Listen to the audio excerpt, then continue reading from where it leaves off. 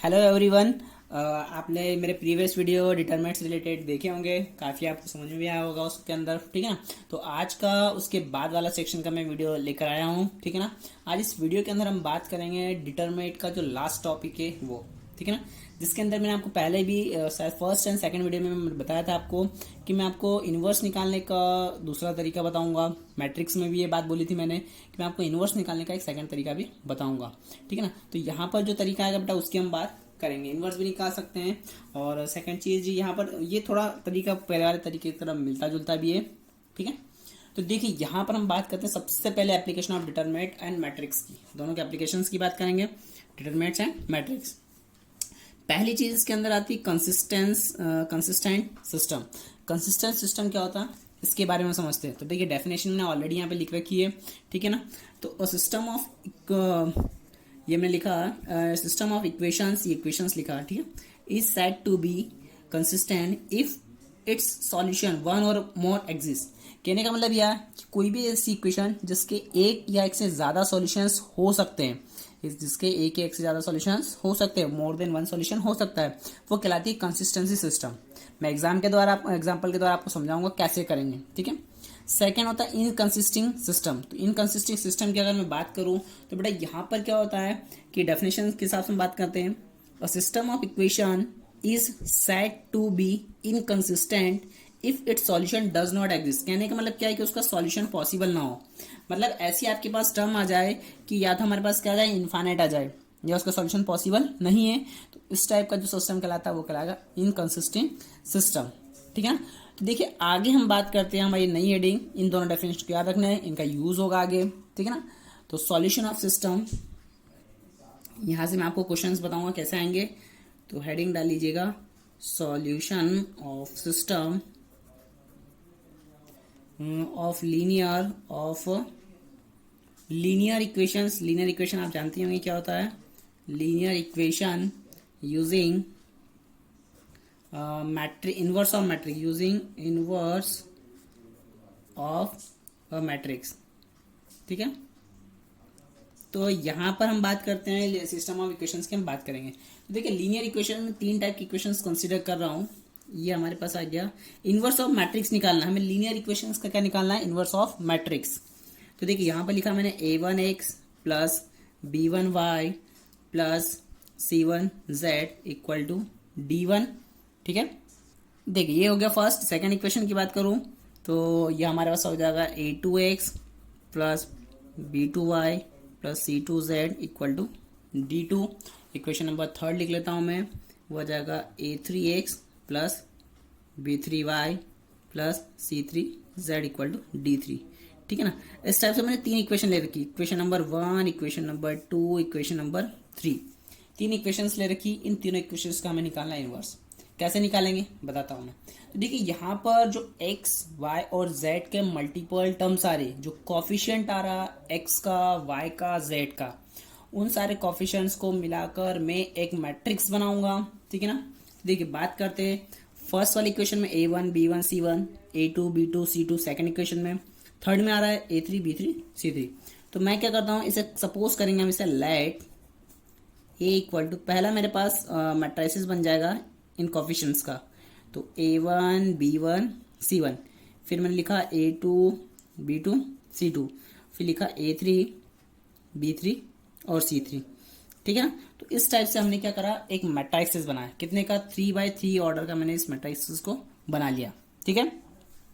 पहली चीज आपको ये करना है, जो आपको पहला मैट्रिक्स बनाना वो क्या बनाना, x, y और z के कॉफिशिएंट का मैट्रिक्स बनाना है। सेकेंड हम बनाएंगे एक्स वाई जेड का। तो x यहाँ पर भी x है, यहाँ पर भी y और यहाँ पर भी z है। देखिए तीनों में x y z कॉमन आ रहा है, तो ऐसा नहीं मैं इसकी 3x3 की मैट्रिक्स बनाऊंगा। सिंपल सा, एक x लूंगा, एक y लूंगा, एक z लूंगा। तो जो सेकंड मैट्रिक्स मैंने बनाया वो बनाया x का बनाया, कैपिटल X लिखा उसको। और यहाँ पर वर्टिकल मैट्रिक्स आपको बनाना उसका x, y और ये आपने लिखा z। तो इस टाइप से आपका वर्टिकल मैट्रिक्स, अगर मैं इसको लिखना चाहूँ तो 3x1 का मेरे पास ये ऑर्डर का मैट्रिक्स बना, ठीक है। अब हमारे पास a1 a2 a3 ये सब कॉफिशिएंट हो गए, x y z हो गया। अब लास्ट में बच रहा है आपके पास ये d1 d2 d3। तो इनको मिलाकर भी मैं एक मैट्रिक्स बनाऊंगा। तो देखिए उसे मैं नाम दूंगा उस मैट्रिक्स को बी नाम देता हूँ। क्या नाम दिया मैंने उसको? बी। तो बी के हिसाब से बेटा यहाँ पर क्या हो जाएगा, ये आपके पास हो जाएगा D1 D2 और ये हो जाएगा आपके पास D3। इसे भी आप वर्टिकल बनाना है आपको, तो ये हो गया 3x1 का। अब तीनों मैट्रिसेस मेरे पास आ गया है। पहले मैं आपको पहला वाला तरीका बताऊंगा, क्रेमर रूल के हिसाब से मैं आपको बताऊंगा। सॉरी, पहले आपको इनवर्स बताऊंगा जो हमने पहले पढ़ रखा था, ठीक है ना। तो यहाँ पर कैसे निकालेंगे, एडजॉइंट निकालने के बारे में बताया था मैंने, एडजॉइंट से इनवर्स कैसे निकालते हैं उसकी वजह से बताऊंगा। फिर सेकंड हम इसके बाद पढ़ेंगे क्रेमर रूल। तो पहले क्या करना, आपको ए मैट्रिक्स बनाना, एक्स वाली बनाने और ये आपको बी मैट्रिक्स बनाना। तीनों हमने बना लिया। अब देखिए इसको लिखेंगे कैसे। तो इस ऑर्डर को अगर मैं लिखना चाहूँ तो कुछ इस टाइप से लिख पाऊंगा मैं इसे। कैसे? कैपिटल ए का मल्टीप्लाई करना एक्स में, ये कैपिटल एक्स में, इक्वल टू कितना आ जाएगा बी। क्योंकि हमारे पास लेफ्ट हैंड साइड तो क्या था बेटा, A1 A2 A3 और आपका XYZ था। तो इस टाइप से हमने क्या लिखा, capital X equal to b. अब हमारी हेडिंग क्या थी बेटा, हेडिंग थी हमारे पास इनवर्स निकालना। तो देखिए यहाँ पर मैं केस 1 लेता हूँ फर्स्ट। ये कंडीशन लिखने के बाद इसके मैं 2 केसेस आपको बताऊंगा डिफरेंट डिफरेंट, जो आपको याद रखना है, और फिर हम क्वेश्चन देखेंगे। तो केस फर्स्ट क्या जाएगा, if A is a non singular matrix, then its inverse exist now। मतलब क्या है कि अगर हमारे पास कोई मैट्रिक्स है तो पहली बात तो क्या होना चाहिए, नॉन सिंगुलर होना चाहिए। सिंगुलर क्या होता है, नॉन सिंगुलर क्या होता है, मैंने प्रीवियस वीडियो में बताया है, मैं फिर भी एक बार रिवाइज कर देता हूँ। जो सिंगुलर मैट्रिक्स होता है बेटा वो क्या होता है, जिसका डिटरमिनेंट क्या हो रहा है, सिंगुलर के लिए 0 हो जाए। सिंगुलर मैट्रिक्स मतलब determinant of a equal to 0 हो जाए, ठीक है ना। और सेकेंड चीज आपके पास कहलाएगी बेटा नॉन सिंगुलर। तो नॉन सिंगुलर आपके लिए क्या हो जाएगा, ये हो जाएगा जिसका डिटरमिनेंट बेटा 0 नहीं हो। तो हमारे पास जो मैट्रिक्स है वो क्या होनी चाहिए, नॉन सिंगुलर होना चाहिए, इस कंडीशन को सेटिस्फाई करना चाहिए, ठीक है। अब देखिए कैसे करेंगे, हमें इसे करना इनवर्स के टर्म में कन्वर्ट करना। तो ए एक्स इक्वल टू बी लिखा है मैंने, कैपिटल लिखना। अच्छा, मैंने आपको बताया कि जब भी हमें इनवर्स में लाना तो ऐसा नहीं करेंगे कि इसको मैं नीचे ले जाऊं और फिर इसको ऊपर ले आऊं, ठीक है ना। तो ए इनवर्स हो जाए, ऐसा हमें नहीं करना। ये मैं मैट्रिक्स के भी वीडियो में बता चुका हूँ, डिटरमिनेंट के वीडियो में मैं आपको बता चुका हूँ, ठीक है ना। हम क्या करेंगे, इनवर्स से बनाने के लिए दोनों तरफ मल्टीप्लाई करेंगे इनवर्स का। तो मैं क्या लिखूंगा, multiplying by A inverse on both side. तो हम क्या कर रहे हैं बेटा, दोनों तरफ क्या कर रहे हैं, ए इनवर्स का मल्टीप्लाई कर रहे हैं।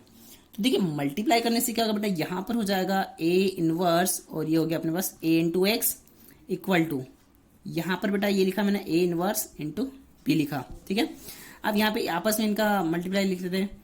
तो ए इनवर्स इंटू ए और ये एक्स मेरा बाहर आ गया, ये मेरे पास हो गया बेटा ए इनवर्स और बी। अच्छा, पहले मैंने आपको आइडेंटिटी बताई थी टीएस वीडियो के अंदर, तो इससे आइडेंटिटी से बेटा ये कितना हो जाएगा, ए इनवर्स ए, ये हमारे पास हो जाता था आई का मतलब क्या होता है, आइडेंटिटी एलिमेंट, ठीक है ना। जब हमने एलिमेंट्री ऑपरेशंस पढ़ा था वहां पर ये यूज किया था। देखिए यहाँ पर क्या लिखूंगा मैं, आई लिखूंगा, आई मतलब आइडेंटिटी एलिमेंट। तो आई इंटू एक्स बराबर ए इनवर्स बी आ गया। अब आइडेंटिटी एलिमेंट का किसी भी मैट्रिक्स के अंदर मैं मल्टीप्लाई करता हूँ तो मेरे पास वही आता है। इसके बारे में मैं आपको पहले बता चुका हूँ। तो पॉइंट नंबर नेक्स्ट की बात करूँ, अगर मैं ए का आई में मल्टीप्लाई करूँ तो कितना आता था मेरे पास, ए ही आता था, ठीक है ना। तो ये दोनों सेक्शन आपको याद भी होना चाहिए, ठीक है। इनका कॉन्सेप्ट भी आप देख सकते हैं प्रीवियस वीडियो में कैसे मैंने बताया था। तो यह बेटा आई इंटू एक्स कितना हो जाएगा, एक्स हो जाएगा। तो एक्स इक्वल टू कितना हो जाएगा, ए इनवर्स बी। तो इस टाइप से यूज करके मैं एक्स वाई जेड तीनों वेरिएबल्स की वैल्यू निकाल सकता हूँ, ठीक है ना, ए इनवर्स बी। तो ये कॉन्सेप्ट हमें लगाना है यहाँ पर, ठीक है ना। तो इस कॉन्सेप्ट की मदद से हम क्या करेंगे, एक्स वाई जेड की वैल्यू निकालेंगे, ठीक है ना। इसके नीचे मैं एक नोट करके आपको एक पॉइंट लिख लेता हूँ, ठीक है ना। तो नोट करके आप पॉइंट लिख लीजिएगा, इसी के रिलेटेड है। This matrix equation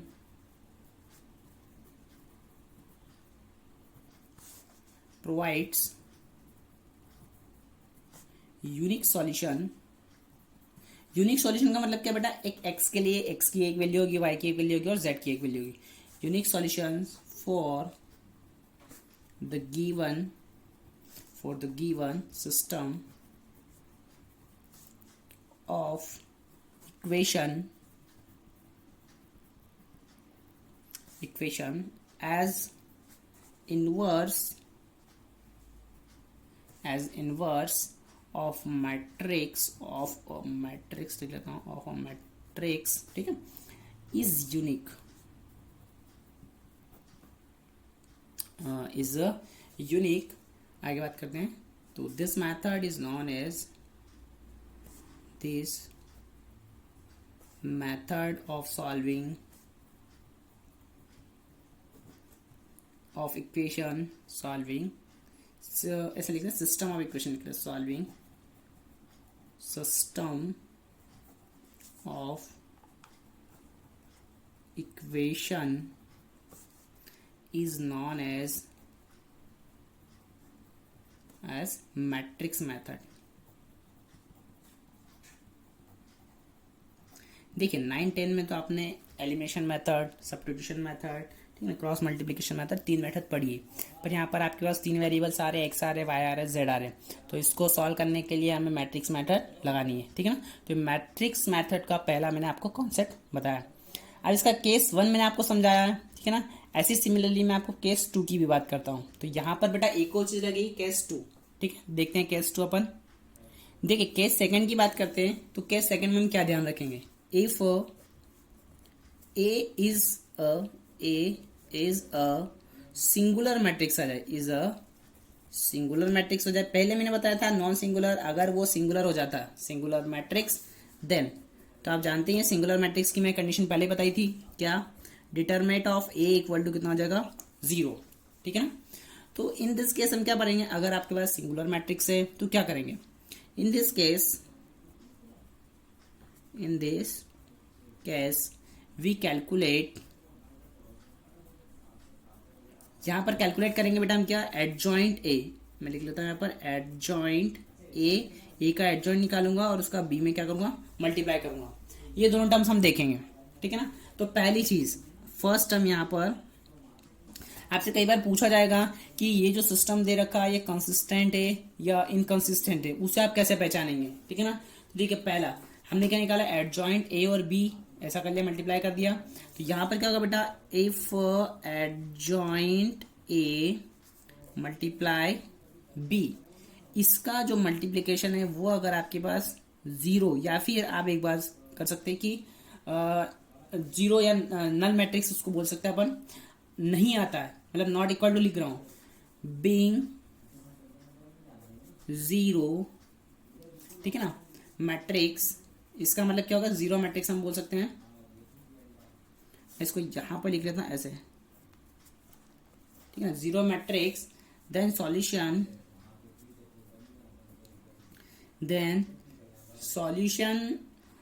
does not exist, then solution does not exist, and the system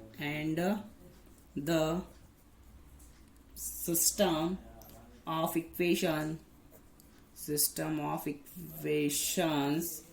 is called inconsistent. तो उस टाइप का सिस्टम क्या कहलाएगा बेटा, इनकंसिस्टेंट कहलाएगा. मतलब क्या है कि एडजॉइंट में एडजॉइंट ए निकाला, ए का मैंने एडजॉइंट ए निकाला और बी का मल्टीप्लाई कर दिया, जो बी मैट्रिक्स मैंने बनाई थी. तो इन दोनों का जो मल्टीप्लिकेशन है अगर वो नॉट इक्वल टू 0 आ रहा है तो हम उसको क्या बोल सकते हैं, इनकंसिस्टेंट सिस्टम बोल सकते हैं. इसी का मैं सेकेंड पॉइंट की बात करता हूं. तो सेकेंड पॉइंट में क्या लिखेंगे बेटा, इफ एडजॉइंट ए मल्टीप्लाई किया बी का इक्वल टू 0 आ जाता है, क्या आ जाता है, 0, या 0 का मतलब ये आपके पास 0 मैट्रिक्स है, यहां लिखा रखा मैंने, देन ठीक है ना, 0 matrix, then system may be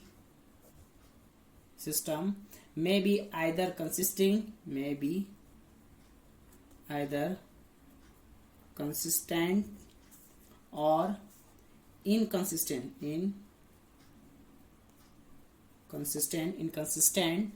according as the system according as the system have either infinitely,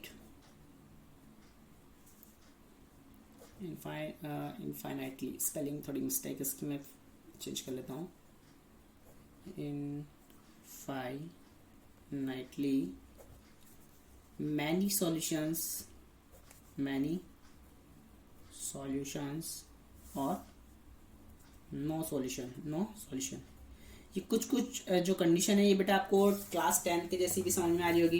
class 10 में भी वैसे दो कंडीशंस लेते थे, जिसका कोई नो सॉल्यूशन भी होते थे या फिर आपका होते थे इनफाइनाइट सॉल्यूशंस होते थे। मतलब क्या है कि तीनों में इक्वल टर्म्स आ जाए। तो इस टाइप का जो सिस्टम है वो कैसे पहचानेंगे, एडजॉइंट ए और बी का मल्टीप्लाई करें, या तो उसके इनफाइनाइट सॉल्यूशंस हो सकते हैं या फिर उसका कोई भी सॉल्यूशंस नहीं होगा। ठीक है ना। तो इस टाइप से इस वीडियो के अंदर हमने बात करी मैट्रिक्स के कॉन्सेप्ट की। तो ये यहाँ पर मैंने आपको कॉन्सेप्ट समझाया। इस कॉन्सेप्ट से रिलेटेड जो क्वेश्चन है वो मैं बात करेंगे नेक्स्ट वीडियो के अंदर। Thank you very much.